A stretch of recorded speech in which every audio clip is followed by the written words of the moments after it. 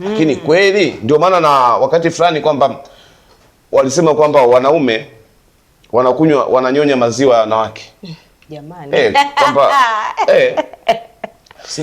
maziwa ya ng'ombe au maziwa ya mama, matiti ya mama, yani kwamba mwanaume anatoa hangover. Sasa si baba ni mtoto wa kwanza. Mtoto wa kwanza sasa ndio anyoge vya vinyo vya watoto. Mtoto wa kwanza, mtoto wa kui. Yani kwamba mtoto kwa mama akue.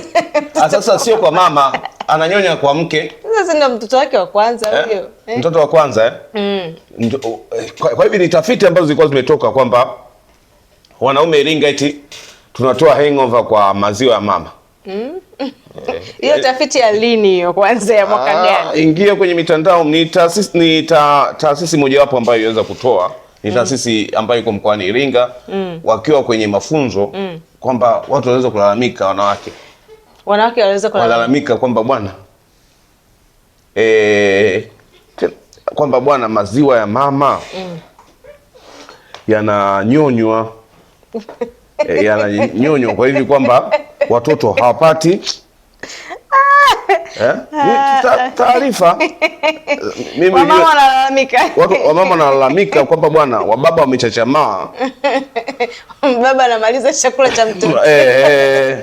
Kwa hivi kwamba ni taarifa ambazo zilikuwa zimetolewa na hiyo bwana, siku zote kwamba tuulize kwamba bado wanaume wananyonya matiti, wananyonya maziwa ya kina mama. Hizo ni tafiti ambazo zilikuwa zimetolewa. Huyu naenda kuzungumza naye ni Rediana Mafuru Mng'ong'o kutoka taasisi ya TAEA. Nakumbuka kwamba hili liliibuka katika moja kati ya mafunzo yao. Na hawa bwana, taasisi ya TAEA ni moja kati ya taasisi ambazo mimi binafsi kwamba nimekuwa nikiappreciate sana utendaji wao wa kazi. Na mara nyingi TAEA kama TAEA wamekuwa wakitoa elimu nyingi tu, elimu ya lishe. Tunapozungumzia swala zima la udumavu huu, hawa bwana wamekuwa wakishiriki sana kuhamasisha lishe bora. Watu wajue kwamba mtu anakula bora mradi ajaze tumbo, lakini kwamba hawa TAEA wamekuwa mbele sana kuhakikisha kwamba wanatoa elimu. Sasa katika utoaji elimu mengi huwa yanaibuka kwamba kuna hili watu bora mradi tu kwamba swala zima elimu ya afya ya mama na mtoto swala ni mambo ambayo anawapa kipaumbele sana. Sasa huyu hapa bwana zungumza naye ni Rediana Mafuru Mng'ong'o, pia mkurugenzi wa TAEA. Mama Mng'ong'o, habari za asubuhi? Salama, habari za kwako? Salama kabisa, hapa ni Matukio Daima na mimi nipo na Rehema Salim na mimi ni Francis Godwin. Karibu sana mama. Ndiyo, karibu, asante. Sasa tulikuwa tunazungumzia swala zima la elimu ya lishe hapa, namna ambavyo taasisi ya TAEA ambavyo imeweza kusaidia kupambana na lishe katika mkoa huu wa Iringa na mikoa mingine ambapo TAEA imekuwa ikifanya kazi, lakini hasa swala zima la lishe bora na afya ya mama na mtoto. Karibu sana. Asante sana. Ndio. Yaani ni kweli, asante sana kwa kunikaribisha studio. Ndio. Mkurugenzi wa Matukio Daima. Ndio. Na nakushukuru sana kwa kuwa pia mstari wa mbele wa kushirikiana na TAEA kama chombo cha habari katika kuelimisha jamii. TAEA kweli ni taasisi ya kitaaluma ambayo inatoa masuala mbalimbali ya elimu kwa jamii na hususa katika swala la lishe, na tuna mwaka wa 46 kwa sasa toka tuanze kutoa elimu katika jamii. Na kuhusu swala la elimu ya afya ya mama na mtoto, kwanza tunazungumzia kwamba mtoto anyonyeshwe kwa miezi 6 mfululizo bila kupewa chakula chochote cha nyongeza. Na tumekuwa na taratibu, watu wanasikia mtoto analia, sema analia njaa, anazaliwa na mwezi anaanza kupewa uji mwepesi. Lakini elimu sahihi ya ulishaji wa mtoto inahusu kwamba mtoto anyonyeshwe maziwa ya mama peke yake kwa muda wa miezi 6, kwa sababu kitaalamu hicho chakula kinamtosha mtoto. Na mama akiwa mjamzito ahakikishe kwamba anakula chakula cha kutosheleza na chenye aina ya makundi 6 ya vyakula.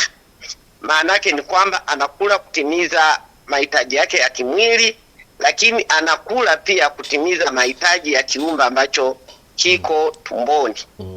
Nikisema makundi 6 ya vyakula, nina maana kwamba vyakula hivi sio vyakula vya madukani.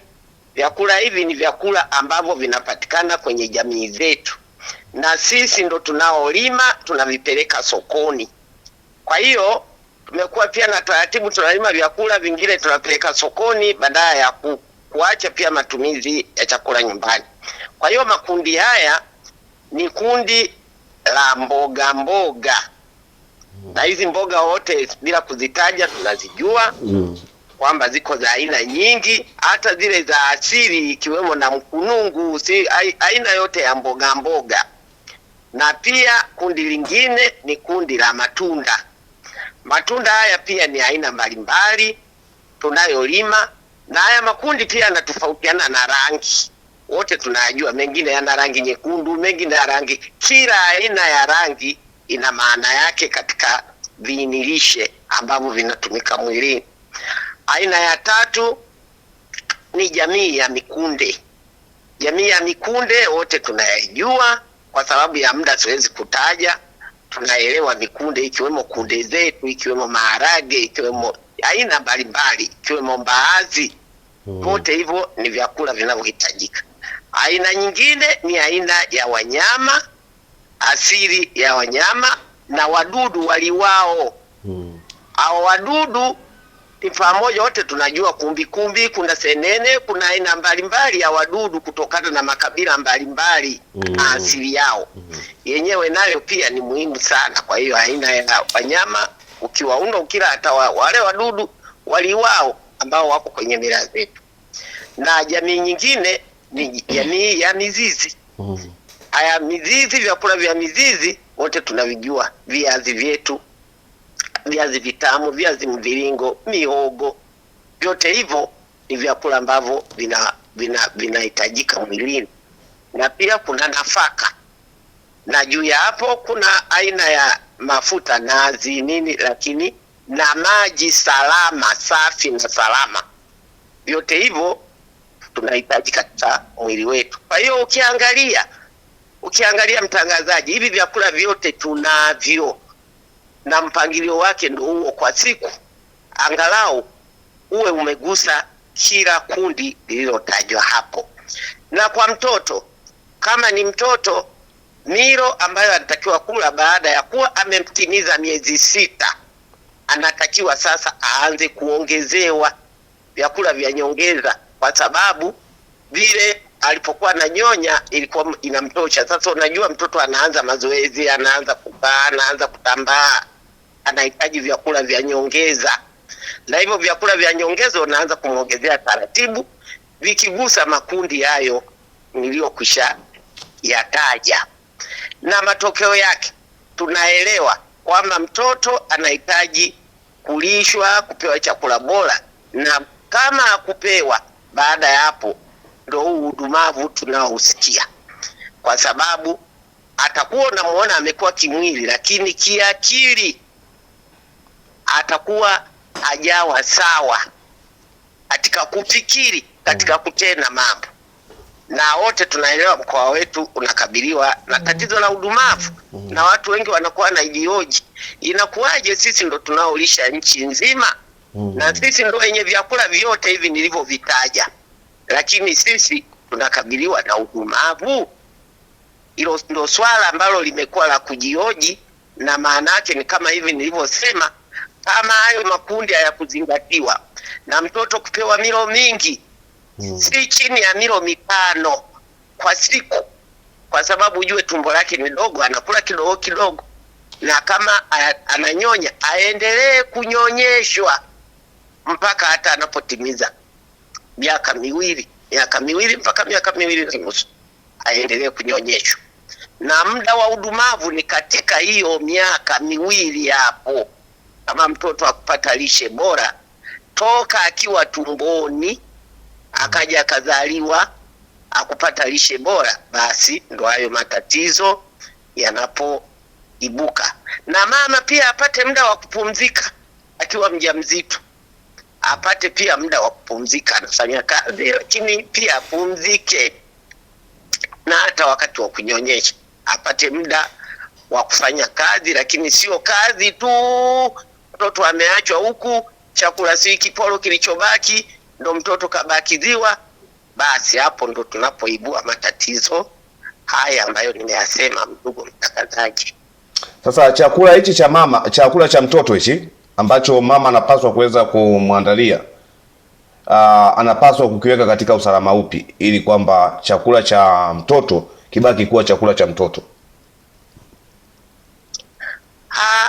Chakula cha mtoto kinaandaliwa katika hali ya usafi. Lazima kiandaliwe katika hali ya usafi, na nafahamu akina mama wana vyombo vya kutunzia vyakula. Kwa hiyo kama anakwenda shambani, basi ahakikishe kwamba anakwenda na chakula cha mtoto ili mtoto aweze kula wakiwa huko. Na kama anamwacha nyumbani, ahakikishe pia kwamba aliyemwacha, kwa sababu saa nyingine anamwacha nyumbani, anamwacha na mtoto mwenzake, na huyo mtoto hakumwachia kitu chochote, basi yule mtoto atageuka, atakula chakula kile cha mtoto mdogo. Ninaelewa hata Mheshimiwa Rais wa Jamhuri ya Muungano wa Tanzania, ambaye ndo kinara namba 1 wa lishe, anazungumza kila siku juu ya malezi bora na ulishaji wa watoto ili kuepukana na udumavu. Kwa hiyo kama unakwenda shambani, hakikisha kwamba mtoto umeenda na chakula cha ziada cha kumpa. Kuna tabia kwa baadhi ya kina mama, kama mtoto anamsumbua, basi halali anaona anamsumbua, anachukua hata na kakiasi ka ulanzi kale, anamnywesha ili mtoto alale. Maanake ndiyo mtoto atalala, lakini uelewe ajala, na umemwongezea na pombe sasa juu. Hilo lipo mkoani kwetu hapa, lipo. Kwa hiyo hiyo tabia hiyo sio nzuri kwenye malezi ya watoto. Kuhakikisha tunampa chakula. Ndio maana unaona serikali inahimiza pia, na wote tunahimiza kwamba watoto wapate mlo, na ndio maana unaona hata mashuleni tunahimiza wazazi kushiriki kikamilifu kuhakikisha kwamba watoto wetu wanapata chakula mashuleni, na tunapongeza serikali kwa juhudi kubwa, na sisi wazazi pia tunaojitoa kuhakikisha kwamba watoto wetu hata kabla hata hajaondoka kwenda shule asubuhi ale kitu ili msaidie, kwa sababu unajua anatumia akili sana anapokuwa shuleni. Ubongo unatumika, ubongo unahitaji chakula. Kwa hiyo ni muhimu lishe ya mtoto, lishe ya mjamzito, na pia kupunguziwa mzigo wa kazi. Lakini tuelewe kuwa pia ukatili wa kijinsia unaathiri lishe. Kuna uhusiano mkubwa kati ya ukatili wa kijinsia na lishe. Unapokuwa unakula, lazima uwe umejiandaa vizuri, una hasira, una nini, ili hicho chakula kiweze kufyonzwa mwilini. Lakini kama ndo umetoka huko, si kupigwa, kupewa maneno ambayo sio ya sawa, familia wamezozana, mfanya nini, ndo muda wa kula, hicho chakula mwili hauwezi kufyonza. Kwa hiyo kuna uhusiano mkubwa, na kama kuna magomvi ndani ya nyumba, ina maana mama hatapika chakula na watoto hawatakula, tunakaribisha udumavu. Sasa umezungumzia swala zima la ulinzi wa chakula cha mtoto ama utunzaji wa chakula cha mtoto ambacho kinatunzika, hichi ambacho kinapikwa, lakini umezungumzia muda wa mama kuweza kunyonyesha mtoto, maziwa ya mama, kwamba mtoto anapaswa kunyonya takriban miezi 6, maziwa ya mama peke yake. Haya maziwa ya mama yanatunzwaje ili yawe salama na mtoto aweze kunyonya, kwamba ananyonya maziwa salama? Maziwa ya mama kama nilivyoeleza, nimeeleza mama mjamzito anahitaji kula chakula kwa mpangilio wa makundi hayo, na mama anayenyonyesha anahitaji kula chakula chenye mpangilio wa makundi hayo, na hata familia. Lakini kwa sababu mahitaji ya mama anayenyonyesha na mama mjamzito ni makubwa, anahitaji kula chakula cha kutosha na muda wa kupumzika ili aweze kupata maziwa ya kutosha, na haya maziwa ananyonyesha kutoka kwenye maziwa yake mwenyewe. Kwa hiyo ndio maana tumesema mtoto ananyonya miezi 6 mfululizo bila kupewa kitu chochote cha nyongeza, hata maji ya kunywa, kwa sababu hayo maziwa tayari yana maji. Usalama wa haya maziwa ya mama ukoje kwa mtoto? Usalama wa maziwa ya mama, maziwa yako salama kwa sababu yametunzwa ndani ya titi na mama ananyonyesha, akishe maziwa yake pale mtoto anaponyonya pale kwenye nyonyo pawe safi, maanake amevaa nguo yake vizuri safi, anapasafisha pale panakuwa pasafi. Kwa hiyo haya ndo maziwa ambayo yako salama kwa sababu yametunzwa. Na maziwa haya ya mama yanapaswa kuingiliwa na mtu mwingine? Maziwa ya mama ni maziwa ya kunyonyesha ya mtoto. Ni maziwa ya kunyonyesha mtoto, sio maziwa ya kunyonyeshwa mtoto mwingine mtu mzima. Na hii naomba niiseme, kama mila hiyo zamani ilikuwepo, sijui kama bado ipo, mila ambayo wanaume katika mkoa wetu walikuwa wananyonya maziwa ya mama ya mtoto ili wakate kiu, eti inakata inaondoa inaitwa ile ya pombe aliyokunywa jana. Kwa hiyo hicho kitu kilikuwepo, wala sio kwamba ni kinasemwa sema, kilikuwepo. Rehema, umesikia? Umesikia? Kilikuwepo, na nasikia mama anacheka hapo, yawezekana kipo. Ananyonya usiku, anasema mtoto asinyonyeshwe ili anyonye yeye akate nani hangover ya maziwa. Na shauri kama mila hiyo bado ipo, basi hayo maziwa yameundwa kwa ajili ya kunyonya mtoto. Na baba akitia mdomo wake pale kuweza kunyonya hayo maziwa ya mtoto, yana madhara gani kwa mtoto sasa? Kama baba amekunywa pombe zake, ameenda kula maziwa ya mtoto, inakuwaje kwa mtoto ambaye anatakiwa kunyonya maziwa hayo? Hiyo sasa hata wewe kiafya unaelewa, lakini kwa vile mama labda atasafisha lile ziwa ili pawe pasafi, lakini sasa siwezi kuisemea kwa sababu sio mila ambayo inatakiwa kufanyika. Kwa hiyo siwezi kuisemea kwamba inakuwaje. Tunasema kama ipo, kama bado inaendelea, ipo kwa baadhi, sio wote, kwa baadhi. Na kina mama wana mambo mengi, wana siri nyingi sana. Kwa hiyo huwezi kujua kama ipo kwa baadhi ya baba, basi hiyo tunasema maziwa yale ni kwa ajili ya mtoto. Ya mtoto. Sasa huyu mama tena akianza kunyonyesha tena na baba anyonyeshe na mtoto, si ndio udumavu tunaukaribisha sasa? Na hapo sasa unaweza kuwa udumavu pande zote mbili, kwa sababu baba amekunywa pombe ajala, anaenda kunyonya maziwa akitegemea chakula cha kutosha, anajisababishia tena na naye mwenyewe utapia-mlo na mtoto tena. Kula anakuwa amekula, anakata hangover ile amke salama huko zamani. Kama bado ipo kwa baadhi. So unaweza kukuta anakata hangover, kwamba huyu ambaye anakumbuka kukata hangover kwa maziwa ya mama, unakuta kwamba hata pombe zenyewe amekula. Tunajijuana sisi wanywaji. Unaweza kukuta umekula hata bila kunywa. Ndio. Umekunywa bila umekula bila kunywa.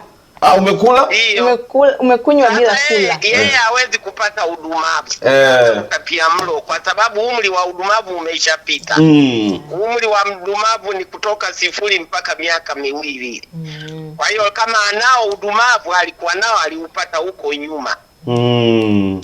Kwa hivyo hapa atapata utapia-mlo. Ni utapia-mlo tu na uzito upungufu. na kudhoofisha afya yake. Sasa ataidhoofisha afya ya mtoto, kwa sababu mtoto atakuwa sasa hana maziwa ya kunyonya. Sisi Mama Mng'ong'o tukushukuru sana kwa kweli, tumepata elimu nzuri kweli kweli. Nashukuru sana mnaotoa elimu, na washukuru sana viongozi wetu wote. Tunasikia mkuu wa mkoa wetu anaendelea kuelimisha, mkuu wa wilaya, viongozi wote na taifa zima, na nawashukuru sana kwa ushirikiano mkubwa wa kutoa elimu, wataalamu wa lishe, wataalamu wa afya na jamii kwa ujumla kwa kuitika, kwa sababu udumavu unaendelea kupungua mkoa wa Iringa. Kwa hiyo wote tushirikiane ili tuweze kutokomeza udumavu. Inawezekana kwa sababu vyakula vyote tunavyo, na kama tulivyosema hakuna kitu ambacho ni cha kuingiza ni kigeni. Ni vile vyakula vyote ambavyo tunavilima sisi, lakini tuhakikishe tunakula, kwa sababu hata utafiti tumefanya utafiti unaonyesha kwamba sisi tunalima hata matunda kwa wingi, lakini tunasafirisha. Hatuli matunda mengi, tunakula kwa msimu. Msimu ukija wa matunda tunakula. Hatuna tabia ile ya kula matunda kwa wakati wote. Saa nyingine matunda wanao matunda ya kula si watoto au biashara, lakini kumbe tunatakiwa tuuze na pia tule.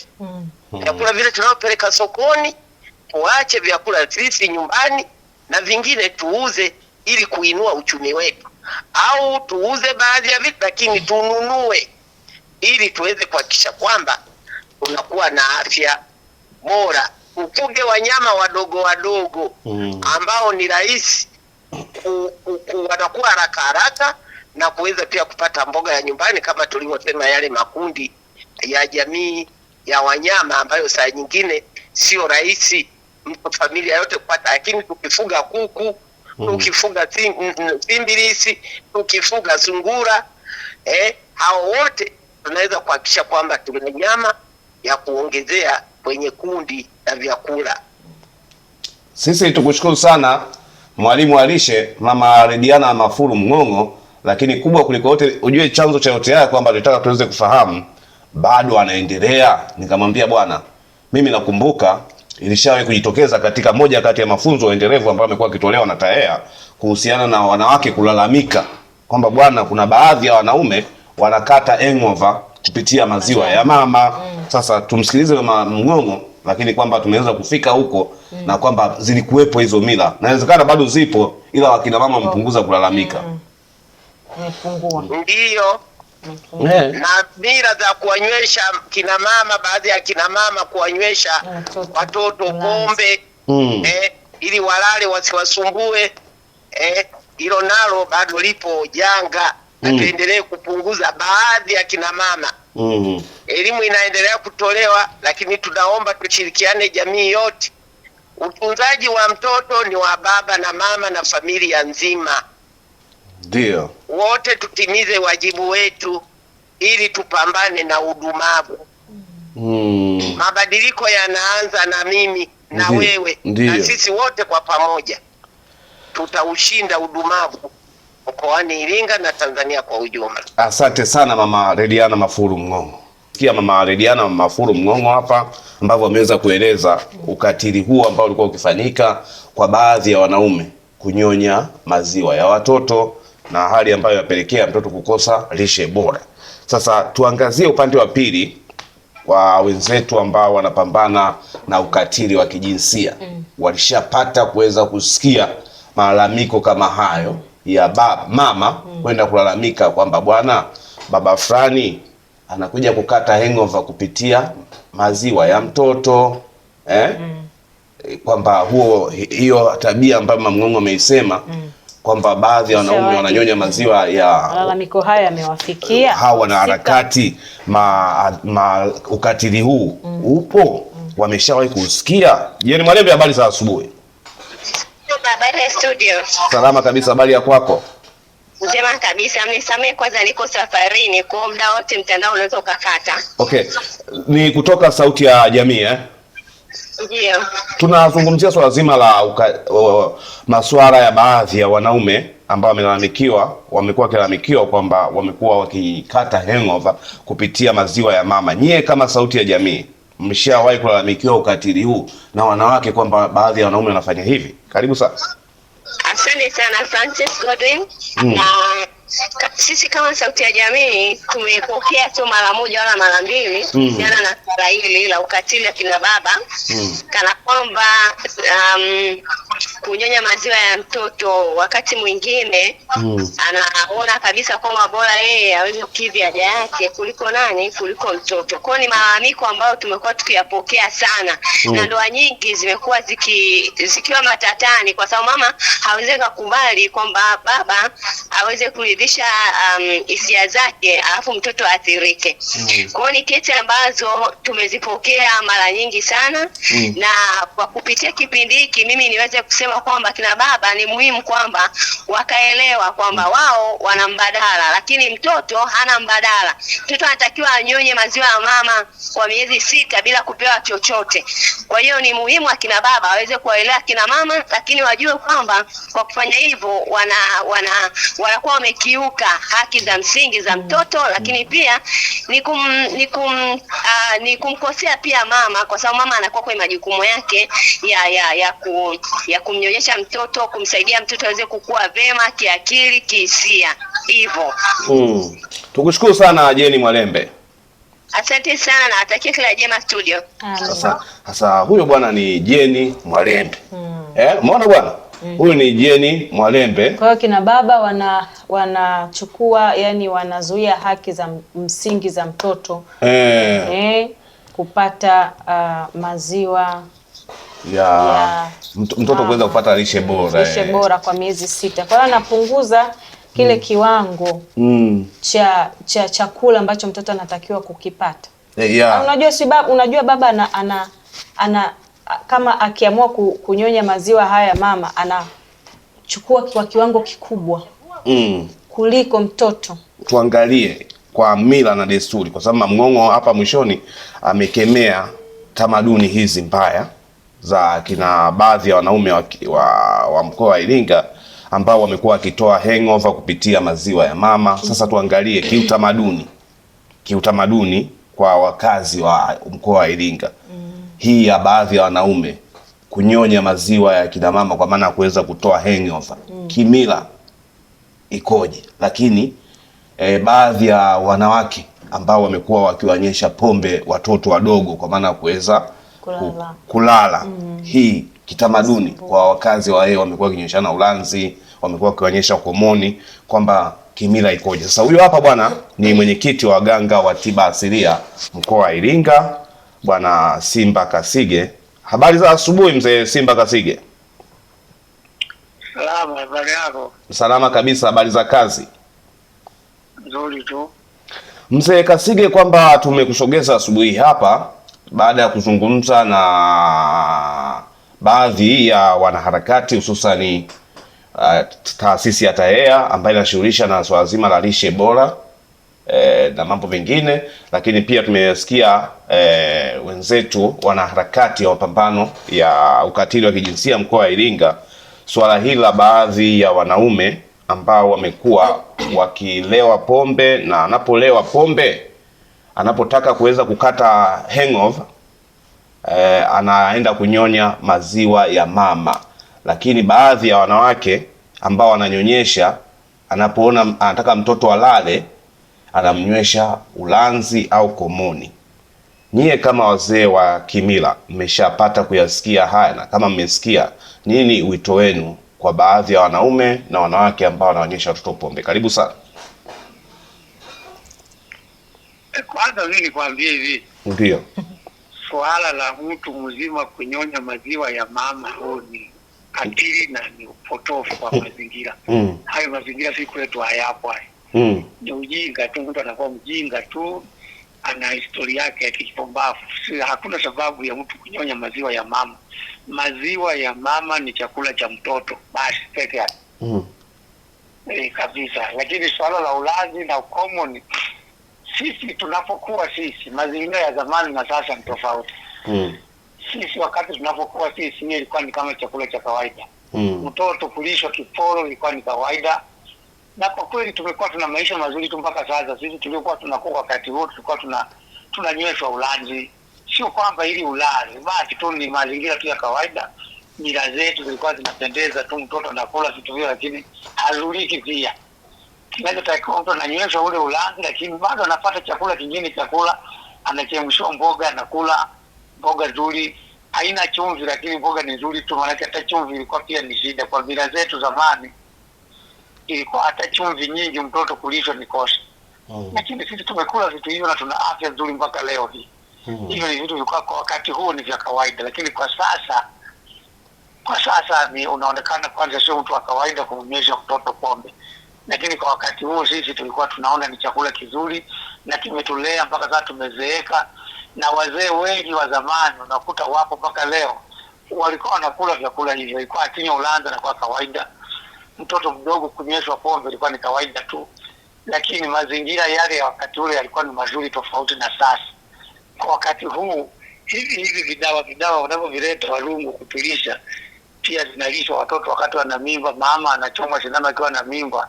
Kwa namna nyingine zimeleta udhaifu kwenye mazingira yetu.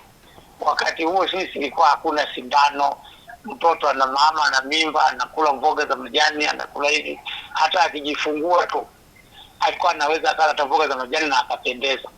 Na watoto tulikuwa tuna afya, na mpaka leo tunafika mpaka miaka 87, lakini vyakula tulivyokula ndio hivyo. Watu wengi unakuta wamesoma, wamekuwa na madigrii, wako jeshini, wako wapi, kilichowapeleka shule huko ilikuwa ni pombe. Mama anapika pombe, anauza, anapata mtoto, anakwenda shuleni na analishwa pombe. Anapokwenda shuleni alikuwa ananyeshwa pombe, anakula kiporo cha ugali, lakini hali ilikuwa ni nzuri. Tofauti na sasa kwamba mazingira na afya za watu zimedhoofika kwa sababu ya madawa mengi wanayotuletea wazungu. Haya mengine yanatudhoofisha afya zetu. Kwa hiyo hata kipombe kidogo tunakuwa mdhaifu, kwa sababu miili yetu imeshaharibiwa na madawa yanayoletwa na wazungu haya. Japokuwa wengine wanadanganyika kwamba ndio yanaleta afya bora, lakini sisi tunakataa kabisa kwamba malezi ya zamani ya kunyweshwa watoto pombe na kula viporo, kwa kusema kweli, kwa sisi wazee wa kimila ilikuwa ni chakula bora tu, kizuri tu, na ilikuwa haina madhara yoyote. Ila kwa sasa haya madawa wanayotuletea wazungu tukila yanafanya watoto miili inakuwa ni midhaifu, basi anakosa afya na vitamini, na kidogo kikosoa kidogo tunakuwa na maradhi. Lakini wakati wetu sisi ilikuwa ni mzuri tu, hakuna tatizo. Na wakati wenu nyie, hili swala la baadhi ya wanaume kunyonya maziwa ya kina mama wanaonyonyesha kwa maana kuweza kutoa hangover lilikuwepo? Ilikuwa hakuna. Kwanza ukiandisha kitu kama hicho, mtu anaweza kwenda hata kwa viduvu ukafungwa. Unadhulumu mtoto na unamnyanyasa mama. Hicho kitu kilikuwa hakuna. Kwa nini sasa? Sijawahi kusikia hivi kwanza kwamba mtu anaweza akatoa hangover kwenye maziwa ya mama, ndio nasikia leo. Toka nizaliwe sijawahi kusikia. Sisi tukushukuru sana mzee Kasige. Haya bwana. Asante. Sasa huyu ni mzee wa kimila ambaye tumeweza kumsikiliza kuhusiana na baadhi ya wanaume ambao wamekuwa wakinyonya maziwa ya mama, ambapo taasisi ya TAHEA kumbe imesema kwamba ilikuwapo na wamekuwa wakitoa elimu. Na kwa sasa kwa hivi sasa, kwa sababu kwa niaba ya Wahehe wote wa mkoa wa Iringa, huyu mzee Kasige kwamba ameweza kuwakilisha wanaume wote kwamba bwana, kunyonya maziwa ya mama anayenyonyesha ni ushamba.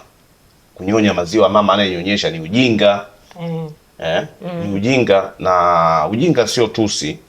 Ndio. Mwalimu Julius Kambarage yeye alishawahi kusema kuna maadui watatu: ujinga, maradhi na umaskini. Yani mjinga, maradhi na umaskini, ambapo lazima kwamba naye huyu mjinga akielimishwa anakuwa hatarudia tena kufanya ujinga huo hapo. Kwa hivyo kwa wale wanaume ambao bado kama wapo kwa kujificha ficha, basi tutambue maziwa ya mama anayenyonyesha ni special kwa ajili ya mtoto.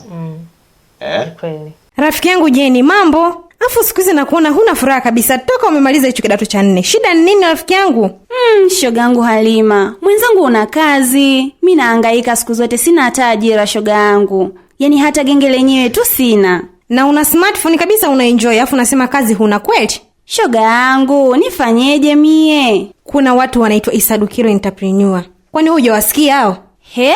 Isadukilo? Ni sahihi kabisa. Kampuni ya Isadukilo Entrepreneur inayojishughulisha na uwakala mkuu wa lipa kwa M-Pesa imekufikia. Nafasi zinazohitajika ni wakala wa mauzo na keshia. Sifa za kijana anayehitajika: awe amehitimu kidato cha 4 ama zaidi, awe na miaka kuanzia 18 na kuendelea, awe na simu janja, smartphone, na awe Mtanzania mwaminifu, awe na namba ya NIDA ama kitambulisho cha NIDA. Kumbuka, ajira hii ni kwa kijana yeyote ndani ya mikoa yote ya Tanzania. Tuma maombi yako kupitia barua pepe ya isadukilo@gmail.com ama WhatsApp au kupiga simu namba 0757922555 au 0795742927. Pia waweza kufika ofisini kwetu. Tupo jengo la Embala Sasa mjini Iringa, mkabala na hazina ndogo. Halima rafiki yangu, hakika Isadukilo amerejesha furaha yangu. Habari ndo hiyo ndugu yangu. Habari ni Isadukilo Entrepreneur, ajira nje, fursa kiganjani mwako. Karibu Iringa, karibu LM Lodge. Hapa ndipo penyewe. Vyumba vyetu ni kiwango cha gharama nafuu zaidi. LM Lodge hapa ni free wifi, kifungua kinywa zaidi ya nyumbani, maji ya moto wakati wote, parking ya uhakika na ulinzi kama jeshini. LM Lodge tunapatikana Kichangani, Iringa mjini. Tupigie simu namba 0745820310 ama 0678886657. LM Lodge, hapa ni comfort zone. Nikwambie kitu mtazamaji wa Matukio Daima, Clock Tower Kefu ni moja tu. Tofauti ya Clock Tower Kefu na sehemu nyingine ni moja. Kwanza, Clock Tower Kefu wahudumu wake ni wacheshi, lakini huduma zao ni bora kuliko, lakini kubwa zaidi kwamba vitu vyao vyote vinavyouzwa Clock Tower Kefu ni bei nafuu kuliko. Usiulize wapi kefu nzuri, uliza tu Clock Tower Kefu. Clock Tower Cave tupo jirani na mnara wa saa katikati ya mji wa Iringa. Tupo wazi kuanzia Jumatatu hadi Jumapili. Tupigie simu namba 0677220022 au 0657366667. Clock Tower Cave Iringa, ladha inayounganisha wapenzi. Ndiyo, Clock Tower Cave, home of delicious meals.